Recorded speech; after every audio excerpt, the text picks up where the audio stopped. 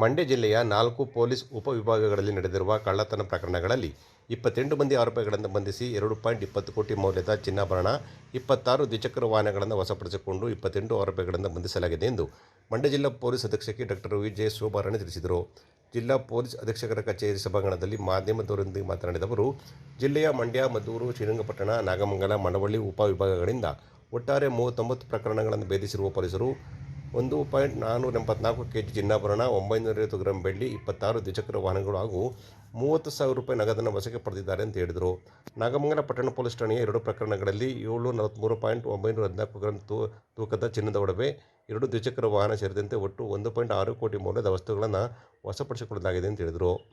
ಬೆಂಗಳೂರಿನ David ಉರುಫ್ Peter, Tamil Nadu Vellore ಜಿಲ್ಲೆಯ ನರೇಶ್ ಶಿವಶಂಕರ್, ಮದ್ದೂರು ತಾಲೂಕು ದೊಡ್ಡಿಯ ಹನುಮಂತೇಗೌಡ, ಮೈಸೂರು ಜಿಲ್ಲೆಯ ಟಿ. ನರಸೀಪುರ ತಾಲೂಕಿನ ಕಿರಗದೂರು ಗ್ರಾಮದ ಎಸ್.ಎಂ. ನವೀನ ಎಂಬುವರೇ ಆರೋಪಿಗಳಾಗಿದ್ದಾರೆ ಎಂದು ಹೇಳಿದರು.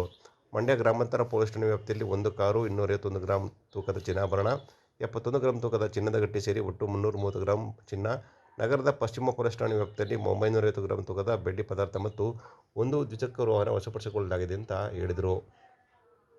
ಅದೇ ರೀತಿ ಹಲಗೂರು ಪೊಲೀಸ್ ಠಾಣೆ ವ್ಯಾಪ್ತಿಯ 1.5 ಗ್ರಾಂ ತೂಕದ ಚಿನ್ನಾಭರಣ, 1 ದ್ವಿಚಕ್ರ ವಾಹನ, ಮದ್ದೂರು ಪೊಲೀಸ್ ಠಾಣೆ ಪ್ರಕರಣದಲ್ಲಿ 50 ಗ್ರಾಂ ಚಿನ್ನದ ಮಂಗಲ್ಯ ಸರ, 32 ಗ್ರಾಂ ಚಿನ್ನದ ಸರ ಸೇರಿದಂತೆ 82 ಗ್ರಾಂ ಚಿನ್ನಾಭರಣ, ಕೆಸ್ತೂರು ಪೊಲೀಸ್ ಠಾಣೆ ವ್ಯಾಪ್ತಿಯಲ್ಲಿ 11.2 ಗ್ರಾಂ ಚಿನ್ನದ ಸರ, 2 ದ್ವಿಚಕ್ರ ವಾಹನಗಳನ್ನು ವಶಕ್ಕೆ ಪಡೆಯಲಾಗಿದೆ. ಬೆಸಗರಳ್ಳಿ ಪೊಲೀಸ್ ಠಾಣೆ ವ್ಯಾಪ್ತಿಯಲ್ಲಿ ಒಟ್ಟು 4 ಪ್ರಕರಣಗಳಲ್ಲಿ 150.36 ಗ್ರಾಂ ತೂಕದ ಚಿನ್ನಾಭರಣ, 30,000 ನಗದು, 2 ದ್ವಿಚಕ್ರ ವಾಹನಗಳನ್ನು ವಶಕ್ಕೆ ಪಡೆಯಲಾಗಿದೆ ಅಂತ ಅವರು ಹೇಳಿದರು. ಇದಲ್ಲದೆ ಮೇಲುಕೋಟೆ ಪೊಲೀಸ್ ಠಾಣೆ ವ್ಯಾಪ್ತಿಯಲ್ಲಿ ಕೂಡ ನಗದು ಸಹಿತ ಆರೋಪಿಗಳನ್ನು ಬಂಧಿಸಲಾಗಿದೆ ಅಂತ ಅವರು ವಿವರಿಸಿದರು. ಮಳವಳ್ಳಿ ಸಬ್ ಡಿವಿಷನ್ 9 ಪ್ರಕರಣಗಳು ಪತ್ತೆಯಾಗಿರ್ತದೆ. ಇದರಲ್ಲಿ ಹಲಗೂರು ಪೊಲೀಸ್ ಠಾಣೆ ಯಶೋದಮ್ಮ ಅನ್ನೋರು ತಮ್ಮ ಮನೆಯಲ್ಲಿ ಅಂದರೆ ಹಲಗೂರು ಪೊಲೀಸ್ ಠಾಣಾ ವ್ಯಾಪ್ತಿ ಜಗನಹಳ್ಳಿ ಗ್ರಾಮ ಅವರ ತೋಟದ ಮನೆಯಲ್ಲಿ ಇರಬೇಕಾದ್ರೆ ರಾತ್ರಿ ಸುಮಾರು 9:15 ಗಂಟೆಗೆ ಯಾರೋ ದುಷ್ಕರ್ಮಿಗಳು ಬಂದು ಅವರಿಗೆ ಒಂದು ರಾಡಲ್ಲಿ ಹೊಡೆದು ಅವರಿಗೆ ಇದರಲ್ಲಿ ಕಿವಿಯಲ್ಲಿರುವಂಥ ಒಂದು ಮಾಟಿನ ಬಿಚ್ಚಿಸ್ಕೊಂಡು ಹೋಗಿರ್ತಾರೆ ಅಂತ ಹೇಳಿಬಿಟ್ಟು ಅವರೊಂದು ಫಿರ್ಯಾದು ನೀಡಿರ್ತಾರೆ.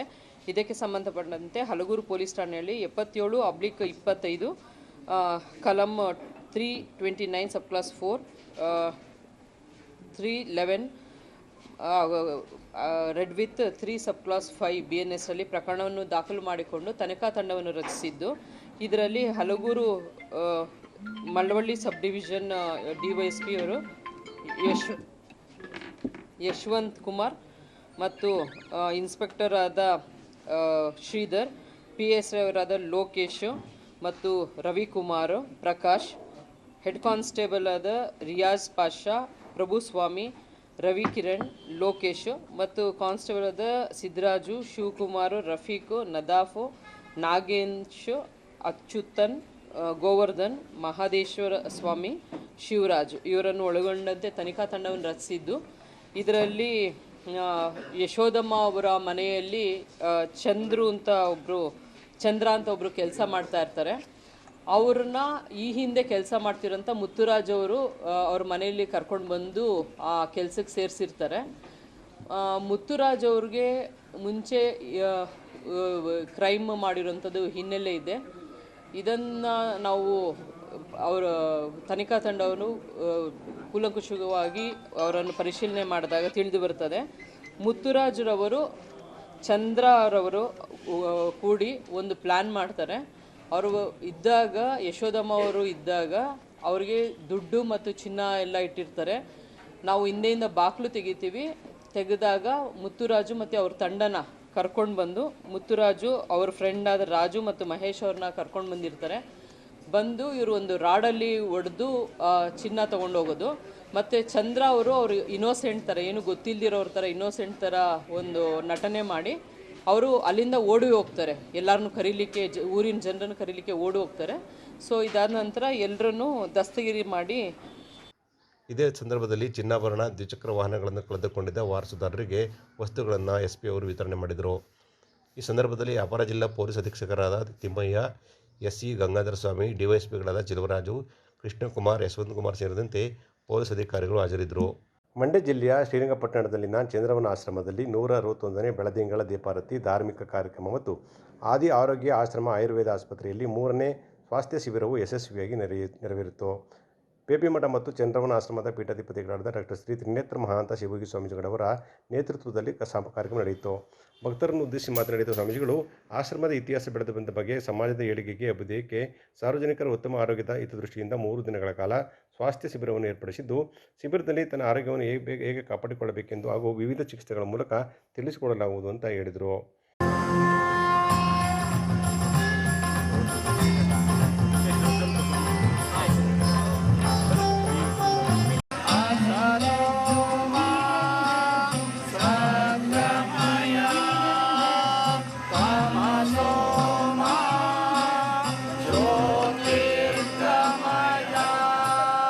ಬೆಳಗಾಂ ಜಿಲ್ಲೆಯ ಹುಕ್ಕೇರಿಯ ಶ್ರೀ ಗುರುಶಾಂತೇಶ್ವರ ಸಂಸ್ಥಾನ ಮಠದ ಚಂದ್ರಶೇಖರ ಶಿವಾಚಾರ್ಯ ಸ್ವಾಮೀಜಿಗಳು ಭಕ್ತರನ್ನು ಉದ್ದೇಶಿಸಿ ಮಾತನಾಡಿದರು. ಸಮಾಜಕ್ಕೋಸ್ಕರ ಸರ್ವೋತ್ತಂಗತೆಯಾಗಿ ಭಕ್ತರ ಹಿತಕ್ಕಾಗಿ ದುಡಿಯುವವರು ಮಠಾಧೀಶರಾಗಿದ್ದಾರೆ ಅಂತ ಹೇಳಿದರು. ಕೆಪಿಸಿಸಿ ಪ್ರಧಾನ ಕಾರ್ಯದರ್ಶಿ ಹಾಗೂ ಬಾಗಲಕೋಟೆ ಜಿಲ್ಲಾ ಪಂಚಾಯಿತಿ ಮಾಜಿ ಅಧ್ಯಕ್ಷರಾದ ವೀಣಾ ಕಾಸಪ್ಪನವರು ಕೂಡ ಕಾರ್ಯಕ್ರಮದಲ್ಲಿ ಪಾಲ್ಗೊಂಡು ಮಾತನಾಡಿದರು.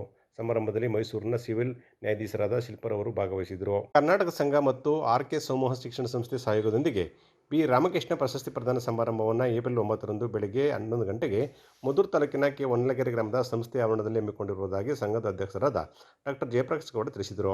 ಸುದ್ದಿಗಾರರೊಂದಿಗೆ ಮಾತನಾಡಿದ ಅವರು, ಬಿ. ರಾಮಕೃಷ್ಣ ಪ್ರಶಸ್ತಿಗೆ ತುಮಕೂರಿನ ಜಾನಪದ ವಿದ್ವಾಂಸ ಡಾಕ್ಟರ್ ಚಿಕ್ಕಣ್ಣ ಎಣಕಟ್ಟೆ ಹಾಗೂ ಕೊತ್ತತ್ತಿ ಗ್ರಾಮದ ವಿದ್ಯಾಗಣಪತಿ ಶಿಕ್ಷಣ ಸಂಸ್ಥೆಯನ್ನು ಆಯ್ಕೆ ಮಾಡಿಕೊಳ್ಳಲಾಗಿದೆ ಎಂದು ಹೇಳಿದರು. ಕಾರ್ಯಕ್ರಮವನ್ನು ಮಾಜಿ ಶಾಸಕ ಎಂ. ಶ್ರೀನಿವಾಸ್ ಉದ್ಘಾಟಿಸಲಿದ್ದು, ಅಧ್ಯಕ್ಷತೆಯನ್ನು ಜಯಪ್ರಕಾಶ್ ಗೌಡ ವಹಿಸಲಿದ್ದಾರೆ. ಅರಕಲಗೂಡಿನ ಮಾಜಿ ಶಾಸಕ ಎ. ಟಿ. ರಾಮಸ್ವಾಮಿ ಪ್ರಶಸ್ತಿ ಪ್ರದಾನ ಮಾಡುವರು ಅಂತ ಹೇಳಿದರು. ವಿಧಾನ ಪರಿಷತ್ ಸದಸ್ಯರಾದ ಮಧುಜಿ ಮಾದೇಗೌಡ ಶುಭ ಹಾರೈಸಲಿದ್ದು, ವಿಶ್ರಾಂತ ಪ್ರಾಂಶುಪಾಲರಾದ ಡಾಕ್ಟರ್ ಎಸ್. ಪಿ. ಶಂಕರಗೌಡ ಅಭಿನಂದನೆ ಮಾತನಾಡಿದ್ದಾರೆ ಎಂದು ಹೇಳಿದರು. ಸಮಾರಂಭದಲ್ಲಿ ವಿಧಾನ ಪರಿಷತ್ ಮಾಜಿ ಸದಸ್ಯರಾದ ಬಿ. ರಾಮಕೃಷ್ಣ, ಪಿ. ಚಂದ್ರಕಲಾ ರಾಮಕೃಷ್ಣ ಗೌರವ ಉಪಸ್ಥಿತರಿರುವರು ಅಂತ ಅವರು ವಿವರಿಸಿದರು. 2 ಪ್ರಶಸ್ತಿಗಳನ್ನು ನೀಡ್ತಾ ಇದ್ದೇವೆ.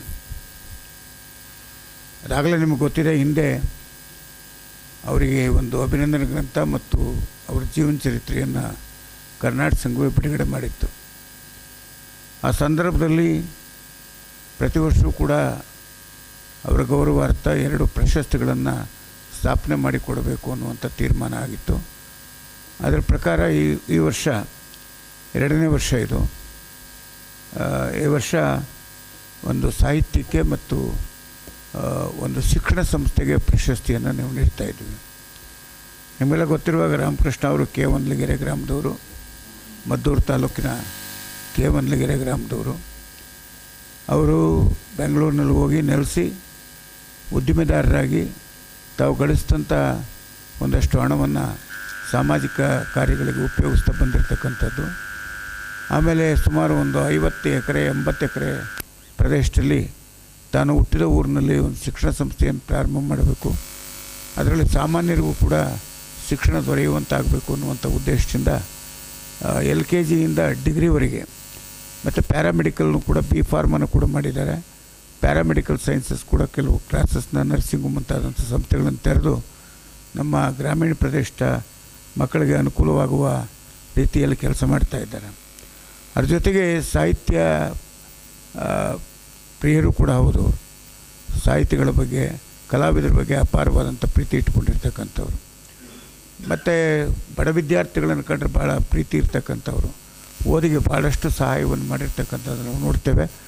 ಕರ್ನಾಟಕ ಸಂಘದ ಪ್ರಧಾನ ಕಾರ್ಯದರ್ಶಿಗಳಲ್ಲಿ ಒಬ್ಬರಾಗಿ ಕರ್ನಾಟಕ ಸಂಘವನ್ನು ಮುನ್ನಡೆಸೋದರಲ್ಲಿ ಅವರ ಪಾತ್ರವೂ ಕೂಡ ಭಾಳ ದೊಡ್ಡದು ಅನ್ನುವಂಥ ಮಾತನ್ನು ಈ ಸಂದರ್ಭದಲ್ಲಿ ನಾನು ಶ್ರಮಿಸ್ತಾ ಇದ್ದೇನೆ.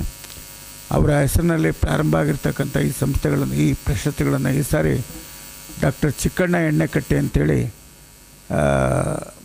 ತುಮಕೂರಿನವರು, ಗುಬ್ಬಿ ತಾಲೂಕಿನ ಎಣ್ಣೆಕಟ್ಟೆ ಎನ್ನುವಂಥ ಗ್ರಾಮದವರು, ಕನ್ನಡ ಪ್ರಾಧ್ಯಾಪಕರಾಗಿ, ಸರ್ಕಾರಿ ಕಾಲೇಜಿನ ಪ್ರಿನ್ಸಿಪಾಲರಾಗಿ, ಜಾನಪದ ವಿದ್ವಾಂಸರಾಗಿ ಭಾಳಷ್ಟು ಕೆಲಸ ಮಾಡಿದ್ದಾರೆ.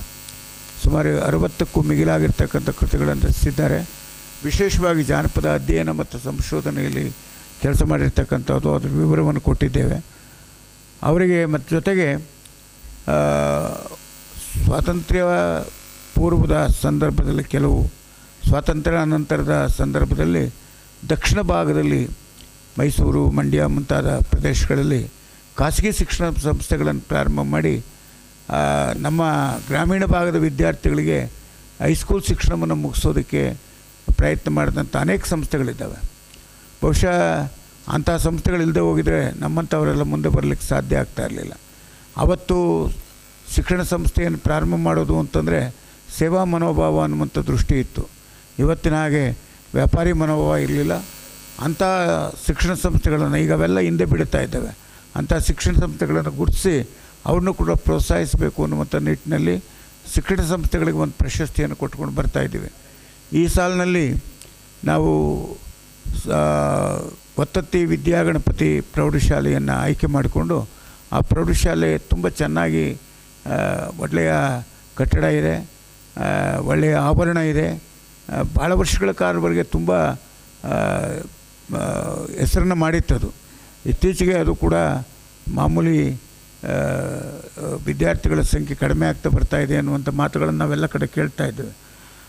ಅಂಥ ಸಂದರ್ಭದಲ್ಲಿ ಆ ಸಂಸ್ಥೆಗೂ ಕೂಡ ನಾವು ಈ ಗೌರವವನ್ನು ಸಲ್ಲಿಸ್ತಾ ಇದ್ದೇವೆ. ಈ ಎರಡೂ ಪ್ರಶಸ್ತಿಗಳನ್ನು, ಒಂದು ಚಿಕ್ಕಣ್ಣ ಎಣ್ಣೆಕಟ್ಟೆಗೆ ಅವರ ಸಾಹಿತ್ಯ ಸೇವೆಗೆ ಪರಿಗಣಿಸಿ, ಮತ್ತೊಂದು ಶಿಕ್ಷಣ ಸಂಸ್ಥೆಯನ್ನು ಪ್ರಾರಂಭ ಮಾಡಿ ಗ್ರಾಮೀಣ ಭಾಗದಲ್ಲಿ ಅನೇಕ ವಿದ್ಯಾವಂತರನ್ನು ಸೃಷ್ಟಿ ಮಾಡಿರ್ತಕ್ಕಂಥ ವಿದ್ಯಾಗಣಪತಿ ಪ್ರೌಢಶಾಲೆಗೂ ಕೂಡ ಈ ಸಾರಿ ಈ ಪ್ರಶಸ್ತಿಯನ್ನು ಕೊಡ್ತಾ ಇದ್ದೇವೆ. ಈ ಪ್ರಶಸ್ತಿ ತಲಾ 50,000 ರೂಪಾಯಿಗಳ ನಗದು ಪ್ರಶಸ್ತಿಯನ್ನು ಫಲಕವನ್ನು ಒಳಗೊಂಡಿದೆ. ಇದನ್ನು ಗೋಷ್ಠಿಯಲ್ಲಿ ಶಿಕ್ಷಣ ಸಂಸ್ಥೆಯ ಆಡಳಿತಾಧಿಕಾರಿ ಹಾಗೂ ಇನ್ನಿತರರು ಇದ್ದರು. ಗೆಜ್ಜಲಗೆರೆ ಗ್ರಾಮ ಪಂಚಾಯಿತಿಯನ್ನು ಮದ್ದೂರು ನಗರಸಭೆಗೆ ಸೇರ್ಪಡೆ ಮಾಡಿಕೊಂಡಿರುವ ಕ್ರಮವನ್ನು ಖಂಡಿಸಿ ರೈತ ನಾಯಕಿ ಸುನಂದ ಜಯರಾಮ್ ನೇತೃತ್ವದಲ್ಲಿ ನಡೆಯುತ್ತಿರುವ ಹೋರಾಟ 100 ದಿನಗಳನ್ನು ಪೂರೈಸಿ 110ನೇ ದಿನಕ್ಕೆ ದಾಪುಗಾಲು ಹಿಡಿಯುತ್ತಿದೆ. ಜಿಲ್ಲಾಡಳಿತ, ಸರ್ಕಾರ, ಜನಪ್ರತಿನಿಧಿಗಳ ತಾತ್ಸಾರದಿಂದ ಹೋರಾಟ ಗಂಭೀರ ಸ್ವರೂಪವನ್ನು ಪಡೆದುಕೊಳ್ಳುತ್ತಿದೆ. ಗೆಜ್ಜಲಗೆರೆ ಸೇರಿದಂತೆ 4 ಗ್ರಾಮ ಪಂಚಾಯಿತಿಗಳನ್ನು ಮದ್ದೂರು ನಗರಸಭೆಗೆ ಸೇರ್ಪಡೆ ಮಾಡಿಕೊಂಡಿರುವ ಕ್ರಮ ಅವೈಜ್ಞಾನಿಕ ಅಂತ ಧಿಕ್ಕಾರಕ್ಕೋಗಿ ಆಕ್ರೋಶ ವ್ಯಕ್ತವಾಗಿದೆ. ಜಿಲ್ಲಾ ಉಸ್ತುವಾರಿ ಸಚಿವ, ಜಿಲ್ಲಾಡಳಿತ ಮತ್ತು ಶಾಸಕರ ವಿರುದ್ಧ ಆಕ್ರೋಶ ವ್ಯಕ್ತವಾಗಿದ್ದು, ಪ್ರತಿದಿನ ಗ್ರಾಮಸ್ಥರು ಮತ್ತು ವಿವಿಧ ಸಂಘಟನೆಗಳ ಪದಾಧಿಕಾರಿಗಳು ಹೋರಾಟಕ್ಕೆ ಬೆಂಬಲ ಸೂಚಿಸುತ್ತಿದ್ದಾರೆ.